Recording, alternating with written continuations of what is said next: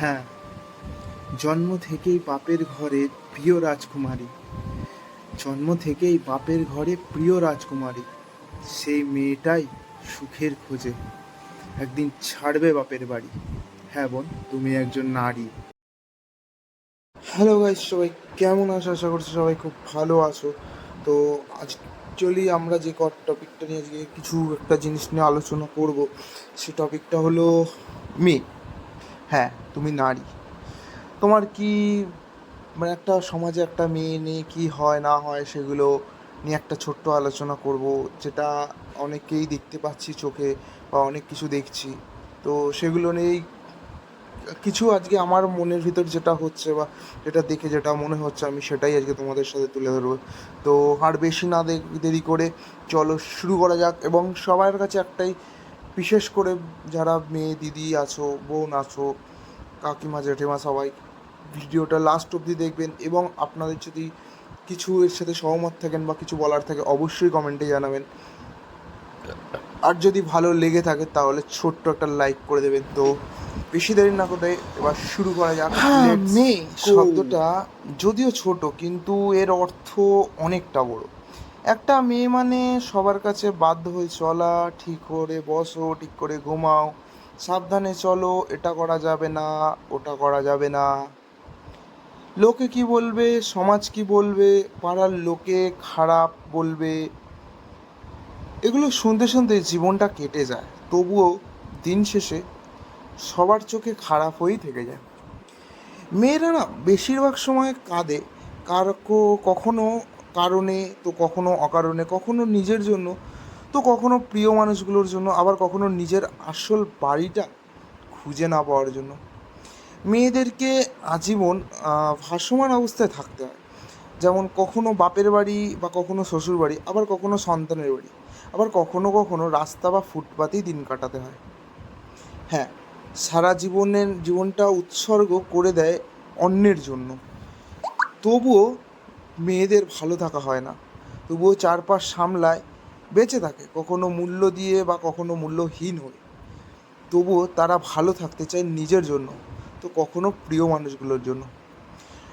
মানুষ বলে মেয়েরা আসলে লোভী, কারণ তারা ভালোবাসার কাঙাল। মেয়েরা সত্যিই স্বার্থপর, কারণ তারা তাদের ভালোবাসাকে কারোর সাথে শেয়ার করতে চায় না। মেয়েরা সত্যিই মিথ্যেবাদী, কারণ তারা শত কষ্টের মাঝে থেকেও কাউকে কিচ্ছু বুঝতে দেয় না। মেয়েরা আসলেই অভিনেত্রী, কারণ তারা নিজের ভালোবাসাকে বলি দিয়ে শুধু পরিবারের কথা ভেবে, প্রিয় মানুষটার কথা ভেবে সারা জীবন সুখের অভিনয় করে। কিন্তু বন্ধু, এত কিছু যে ওরা করলো, কার জন্য করলো একবার তো ভেবে দেখো, তারপর না লোভী বলবে। ছেলেরা একটু কষ্ট পেলে মেয়েদের ঘৃণা করে, আজে বাজে ফালতু কথা বলে, কিন্তু মেয়েরা হাজার কষ্ট পেলেও অতি সহজে ছেলেদের ঘৃণা করতে পারে না, গালিগালাজ ফালতু কথা বলতে পারে না, সব মুখ বুঝে সহ্য করতে হয়। হ্যাঁ, এটাই হচ্ছে মেয়ে, নারী। মেয়ে মানে সব কিছু মুখ বুঝে সহ্য করে, রাগ জেদ অভিমান সব কিছু লুকিয়ে পর্দা হলে কাঁদতে হয়। শোষণ পীড়ন তার সহ্য করে নিয়ে অভিনয়ের হাসির মাঝে বেঁচে থাকতে হয়। তবু এই সমাজের মানুষ কোনো দিন নারীর বেদনা বোঝে না। কিছু মেয়েরা পারে না চিৎকার করতে বা চিৎকার করে কেঁদে কেঁদে নিজের শক্ত মজবুত করতে। কিছু মেয়ে একদমই কাঁদতে পারে না, চোখের কোণে কালি পড়ে যায়, নাক কান গলা মুখ লাল হয়ে যায়, তবুও কাঁদে না। আর কিছু মেয়ে আছে যারা সারাদিন সবার মুখে হাসি তামাশা করে গভীর রাত পর্যন্ত বালিশে মুখ লুকিয়ে কেঁদে ভাসিয়ে দেয়। এরকম মেয়েগুলো অধিক কষ্টের জীবনের সাথে লড়াই করছে ঠিকই, কিন্তু দেখার বা বোঝার মতো কেউ নেই। হ্যাঁ, আছে শুধু মেয়েদের দোষ নিয়ে কথা বলা, মেয়েদের চরিত্র নিয়ে গবেষণা করা প্রচুর মানুষ। একটা মেয়ে দেখতে কালো হলে কেউ কখনো তার হাতটা ধরে স্বপ্ন দেখতে চায় না। একটা মেয়ে দেখতে কালো হলে সে চাইলেও সবার সামনে কখনো সেলফি তুলতে পারে না, কারণ তার মনে ভয় থাকে সাদা চামড়ার বিষাক্ত মনের মানুষগুলো যদি তাকে নিয়ে ঠাট্টা করে। হ্যাঁ, কিন্তু তারা হয়তো জানে না ফুলের সৌরভ আর মানুষের গৌরব চিরদিন থাকে না। লোকে বলে মেয়েদের নিজস্ব কোনো বাড়ি হয় না, কিন্তু সত্যি কথা হলো তাদের ছাড়া কোনো বাড়ি সম্পূর্ণ হয় না। মেয়েদের শ্বশুরবাড়িতে গিয়ে দুদিন ঠিকমতো থাকতে পারে না, ছেলেরা শ্বশুরবাড়ি গিয়ে দুদিন ঠিকমতো থাকতে পারে না, কিন্তু মেয়েরা বাবা মা ভাই বোন সকলকে ছেড়ে শ্বশুর বাড়িতে গিয়ে সারা জীবন কাটিয়ে দেয়। সত্যি এটা কি অদ্ভুত, তাই না? কি স্বার্থপর, তাই না? বেশিরভাগ মেয়ে তার পরিবার কথা বলে তার ভালোবাসা স্যাক্রিফাইস করে, কিন্তু ছেলেরা সেটা না বুঝে মেয়েদের নিজে আজে বাজে কথা বলে তাদের বদনাম করে। একবার যাচাই করে দেখতে পারো, পুরো পৃথিবীকে আলোকিত করার জন্য যেমন একটা সূর্য যথেষ্ট, ঠিক তেমনই পুরো জীবনটাকে সাজাতে না একটা ভালোবাসার মানুষই যথেষ্ট। সে মাই হোক বা বই হোক। শ্বশুরবাড়ির মানুষ যতই খারাপ হোক, স্বামী যদি ভালো হয় না, তাহলে মেয়েরা সব কষ্ট সহ্য করে নেয়।